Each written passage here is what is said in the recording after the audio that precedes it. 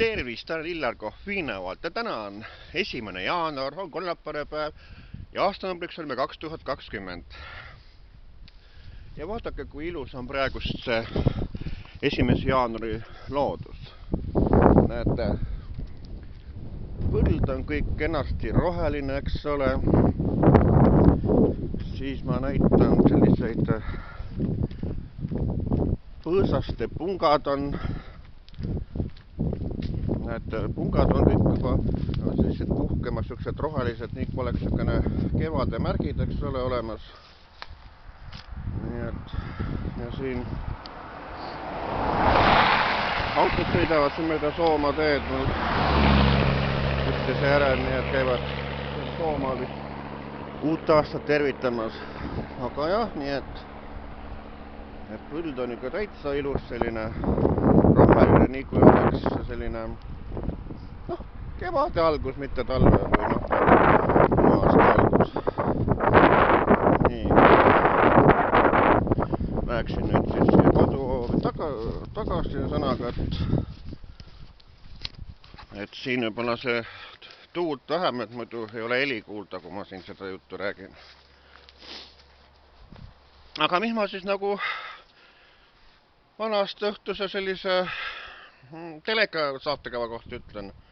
Ma ei vaadanudki telekat suurt üldse midagi, et Õnne 13 ma vaatasin ära, seal oli jälle selline seekord tehtud selle Laine une nagu ja sõnaga, mida ta unes nägi, Reet Linnadal seal käis ja mida iganes.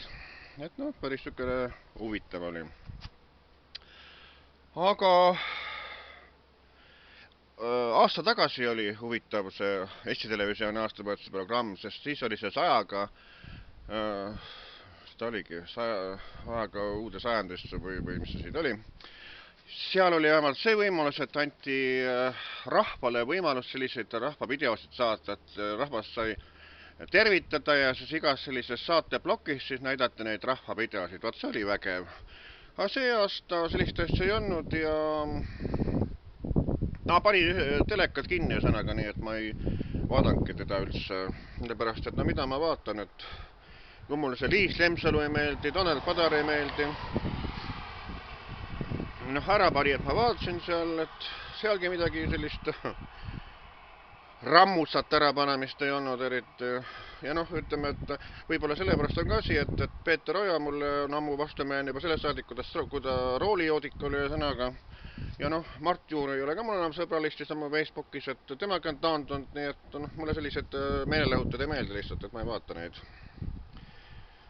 Et jah, Ivo Linna see juubelikontsert oli seda, ma vist mingi pool tundi vaatasin, aga siis panin teleka kinni, et sõnaga heitsin lihtsalt magama sõnaga, et tänapäeval oli see võimalus olemas, et ei ole ju mõtet ju siis vaadata ka enne maga, eks ole, öösel.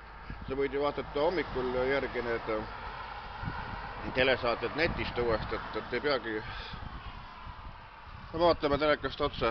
Ja ma arvan, ma nii mõndagi saadet nagu vaatan nagu telekast järgi meil, et TV3-s oli üks suke saade, kus Anne Veski oli seal osalenud. Ja Anne Veskit ei olnud ka see kord aastavahetusel nagu eriti näha, sõnaga, et eelmine aastavahetus oli Anne Veski ja Marju Jänik ja kõik oli nagu siis ka uus aasta sellises programmis, nagu seal Vabaduse väljakul kõik laulsid. Nii et see oli palju toredam. Ja mis Kanal 2 puutub, et Kanal 2 ju reklaamis juba eelnevalt aastavahetuse reporterid kõvasti välja, et peaminister Jüri Ratas ja siseminister Mart Helme juhivad seda reporterit. Tegelikult oli rahvalik stillikas tehtud, sellepärast, et tõsi, saates Helmega ja Ratasega juttu oli, aga saatejuhid nad ei olnud, et saatejuhid ikka olid need, kes on alati saatejuhid olnud, et seda nagu rahvast nagu narriti sellega natukene. Aga ega ma see saadet vaatan ka tegelikult, et tõmbasin järjest nagu selle, nagu annab vaadata kiirkorras läbi need saated netist, et vaatasin kiiresti läbi ja minu jaoks ei pakkunud see nagu mingit huvi, et selline järjekordne möla. Kõige lihtsam on see, et YouTube'is on olemas igasugust videod, et pane teleks kinni ja vaata YouTube'is videosid. Ja minagi vaatasin eile õhtul või noh, öösel uusaastaööl vaatasin neid, mis me siin DJ Ainsaluga tegime, see Metsavenna talus olid need muusikavideod, need viinahümnid ja kõik need teised laulud, ühesõnaga, et vaatasin parem neid, et no mis ma sellest melast vaatan, mis mul huvi jääb, kui ma vaatan seda, mis ma ise teen, et see on palju huvitavam vaadata. Ja mis siin ikka, et soovin teile siis kena, ma ei tea, rotiaastat, mis pidi just rotiaasta olema, et olge siis tublid ja mis siis ikka, et head uut aastat teile, nii ütleb mina, Illar Kohvinevalt, tšau!